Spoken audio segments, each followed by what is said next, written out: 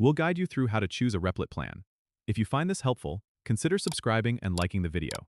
First, open your web browser and go to replit.com. Make sure you're logged into your account.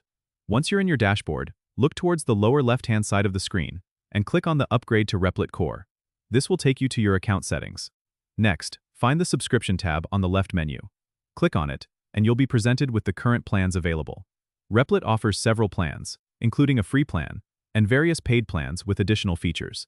Each plan will have a detailed description of what it includes, such as increased memory, priority support, and more. Carefully review each plan to see which features meet your needs. If you're working on larger projects or need more memory and faster performance, a paid plan might be suitable.